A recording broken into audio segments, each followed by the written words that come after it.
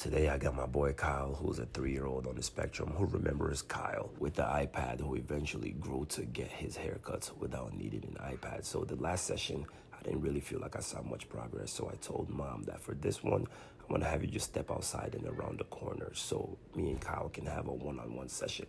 So mom sneaks around the corner, but Kyle notices it and he goes ballistic. I gotta find a way to keep him calm, and even if him crying is hurting my heart, I gotta stay strong and not call mom back up in here. We gotta have that one-on-one time. And I think Kyle is strong enough to push through without his mom being in the room. So here we go, doing whatever I gotta do to engage with him, showing him the toys, the fidgets, getting on the floor with him, showing him the pop tube.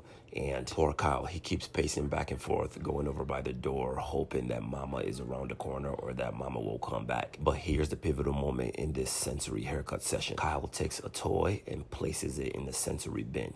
Boom, that's all I needed. Once I identified that, I just kept handing Kyle all the toys so he can place it in the bin. And I did this repeatedly over and over again. So now that I've successfully distracted him from him realizing mom is not present and keeping him engaged with the toys and the fidgets, I go ahead and start wetting his hair, getting ready for the haircut. And then Kyle decides to take his shoes and his socks off, but I'm not really tripping because I just continue on with the haircut. And everything was going just fine, and we were smooth sailing until this lady walked by. Kyle saw her through his peripheral and thought that was his mom, so he went over by the door, and Kyle is not happy. I assured him that everything was gonna be okay, and I pick him up and I put him on the chair and I continue with the haircut. I'm just so incredibly proud of Kyle for just pushing through, even without mom being present in the room. He's handling it like a champ. I gave mom a thumbs up, telling her she's good to come back in here.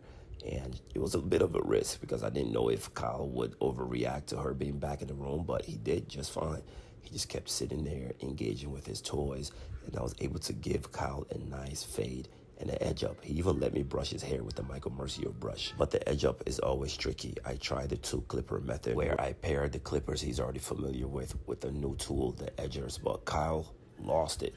He just needed a quick little crash out. We all need a little crash out sometimes. But I didn't panic. I just went back to what worked, giving him the toys and the fidgets, and it worked. He was able to calm down, and I was able to go back to giving him an edge. And this is me just touching the edgers on different parts of his body so he gets accustomed to the vibration. And I slowly just find a way to get the edge up done. I even tried using the trimmers on his arm just so he can know it doesn't hurt. And that got me to get a good enough edge up done. Now we're putting his shoes back on for the bubble party. Hey, look at the fade with the fresh edge up. I'm so proud of Kyle, and I'm incredibly happy he let me do a fade today. Donate to our GoFundMe today and sponsor sensory-friendly haircut experiences.